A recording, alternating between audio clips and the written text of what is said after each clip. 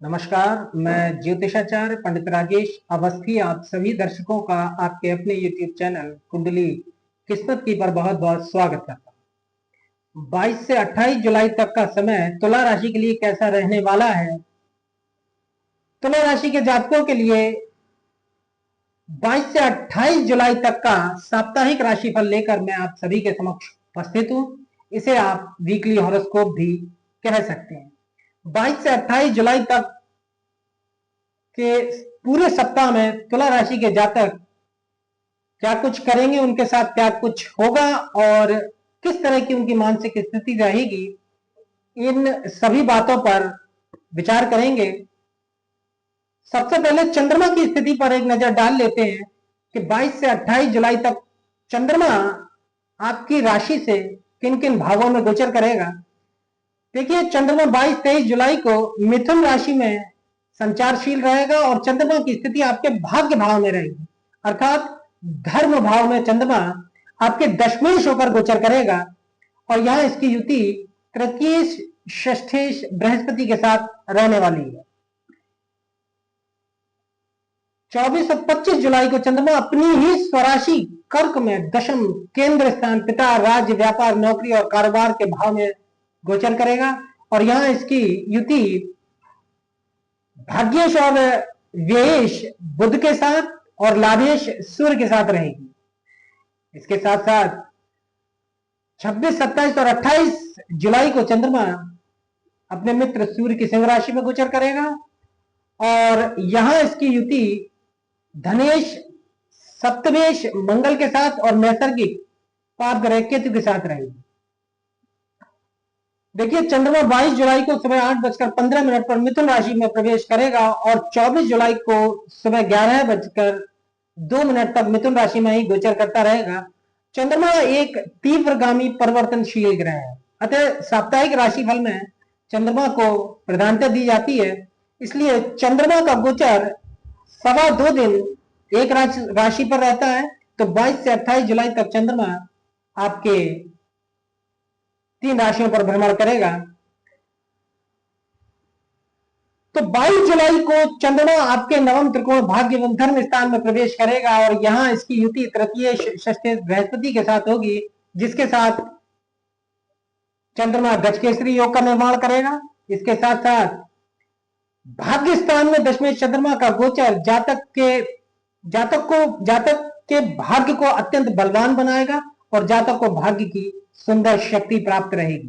पूरे मनोबल से जातक धर्म कर्म का पालन करेंगे, क्योंकि नवम भाव धर्म भाव है और चंद्रमा मन का अधिकारी है, मन और मस्तिष्क का कारक ग्रह है। तो जातक का मन और मस्तिष्क धार्मिक क्रियाकलापों में कुछ अधिक लगा रहेगा और वैसे भी सावन का महीना चल रहा है, तो जातक मानसिक रूप से पूजा पाठ में पूरी तरह से आसक्त है। पिता स्थान की शक्ति का फायदा उठाएंगे। मन का अधिकारी चंद्रमा है, इसलिए कारोबार व्यापार नौकरी में उन्नति मनोयोग के कर्म द्वारा भाग्य बल के द्वारा आपको प्राप्त होगी। मान सम्मान बढ़ेगा, मन में साहस की वृद्धि होगी। चंद्रमा यहां शुक्र और बुध के बीच में शुभ कर्तरी योग बनाएगा, अतः ऐसी स्थिति में दशमेश चंद्रमा नवम त्रिकोण भाग्य स्थान में बृहस्पति के साथ राजयोग कार्य की स्थिति में भी रहेगा।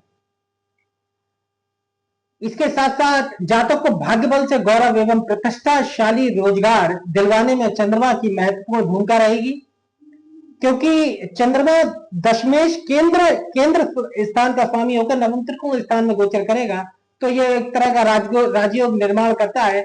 ऐसी स्थिति में जातक को अपने कारोबार व्यापार और नौकरी में षष्ठेश बृहस्पति के साथ युति होने से थोड़ी सी प्रतिस्पर्धा, कंपटीशन या संघर्ष की स्थिति देखनी पड़ सकती है, लेकिन फिर भी दशमेश चंद्रमा का भाग्य स्थान में गोचर और तृतीय बृहस्पति के साथ इसकी युति राज शासन प्रशासन से संबंधित जातक को अच्छी स्थितियां दिलाने में समर्थ रहेगी। यह बात अलग है कि चंद्रमा यहां पक्ष बल से कुछ कमजोर है। इसके साथ साथ पदोन्नति की स्थितियों में जातक की स्थिति बनेगी। राज्य की नौकरी प्राप्त करने का प्रबल योग रहेगा। धार्मिक यात्रा पर जा सकते हैं या मन धार्मिक पर जाने का अधिक रहेगा। स्वास्थ्य 26 जुलाई तक नरम गरम रह सकता है, क्योंकि लग्नेश बुध अष्टम स्थान में गोचर करेगा 26 जुलाई तक। भाई बहनों का सहयोग रहेगा, नई बातें सीखने में आपकी रुचि रहेगी। चंद्रमा 24 जुलाई को सुबह 11:02 पर कर्क राशि अपनी ही स्वराशि में प्रवेश करेगा और 26 जुलाई दोपहर 3:51 तक चंद्रमा कर्क में ही गोचर करता रहेगा। और चंद्रमा की यह स्थिति आपके आजीविका, कारोबार, नौकरी, व्यापार, पिता और मान सम्मान के भाव में रहेगी, जहां चंद्रमा भाग्येश और वेश बुध के साथ गोचर करेगा और आमदनी के स्थान के अधिपति सूर्य के साथ भी चंद्रमा की स्थिति यहां जातक को काफी लाभदायक स्थितियां प्रदान करेगी। चंद्रमा दशम स्थान में स्वग्रही होगा। भाग्येश वेश वक्री बुध, बुध 18 जुलाई को वक्री हो चुका है, तो भाग्येश वेश वक्री बुध के साथ जातक उत्तम नौकरी या व्यवसाय प्राप्त कर सकते हैं, अर्थात अच्छी नौकरी प्राप्त होने का प्रबल योग रहेगा, या जातक एक अच्छा व्यवसाय इस कालखंड में नया प्रारंभ कर सकते हैं। माता पिता का पूरा सुख मिलेगा। बाहरी स्थानों में भाग्य बल से रोजगार की शक्ति प्राप्त होगी। क्योंकि रोजगार स्थान का स्वामी बाहरी स्थान के स्वामी के साथ यहाँ युति करेगा, जिसमें कि बुध वक्री है और वक्री बुध काफी शुभ माना जाता है, तो ऐसी स्थिति में जातक का कारोबार बाहरी स्थानों में अधिक बढ़ेगा, या बाहरी स्थानों से जातक को अच्छी आय आमदनी प्राप्त होगी, या जातक अपने जन्म स्थान से बाहर नौकरी इत्यादि करने के लिए जा सकता है। लाभेश सूर्य के साथ कर्मेश चंद्र की युति कारोबार, व्यापार, नौकरी में आय आमदनी की निश्चित रूप से वृद्धि करेगी। जातक को माता का उत्तम सुख सहयोग मिलेगा एवं माता से धन की प्राप्ति के भी प्रबल योग रहेंगे। खुश रहेंगे, मन प्रसन्न रहेगा, क्योंकि चतुर्थ स्थान पर चंद्रमा की दृष्टि रहेगी। इसके साथ साथ बड़े भाई या बहनों से अपने कर्म क्षेत्र में जातक सहयोग पाएगा। नौकरी में उन्नति के पर्याप्त अवसर आपको 22 से 28 जुलाई के मध्य मिलेंगे। अगर आप अपने बुद्धि बल का इस्तेमाल करेंगे तो निश्चित रूप से नौकरी में आपकी तरक्की होगी। राजनीतिक क्षेत्र में तुला राशि के जातक सफल रहेंगे।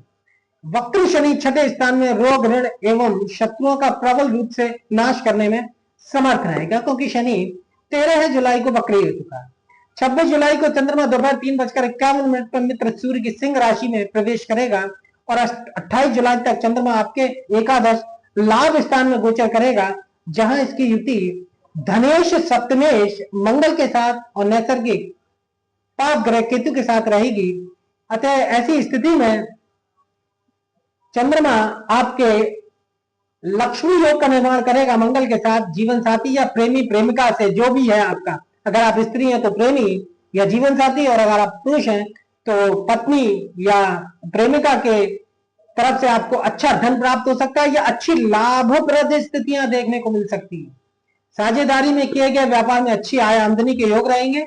नौकरी, कारोबार या व्यापार में ससुराल पक्ष का भी सहयोग आपको प्राप्त होने की संभावनाएं प्रबल रूप से रह सकती है। दूसरों से कुशलता पूर्वक अपना काम निकलवाने में आप सफल रहेंगे।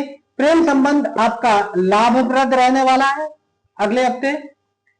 इसके साथ साथ दैनिक रोजगार अच्छा आपका रहेगा, क्योंकि दैनिक रोजगार का स्थान का स्वामी लाभ स्थान में पहले से ही गोचर कर रहा है और कर्मेश चंद्रमा के साथ युति होने से आपकी जो दैनिक जो व्यापार की, कारोबार की या नौकरी की स्थिति है वो अच्छी आय और आमदनी या धन के दृष्टिकोण से रहेगी। चतुर्थ से अष्टम स्थान में चंद्रमा का गोचर माता के स्वास्थ्य के लिए ठीक नहीं रहेगा।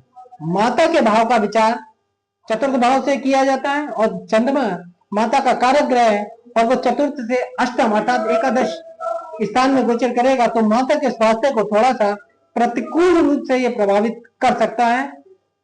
परिवार में हर्षोल्लास बढ़ेगा। मुकदमे में विजय के संकेत आपको मिलेंगे।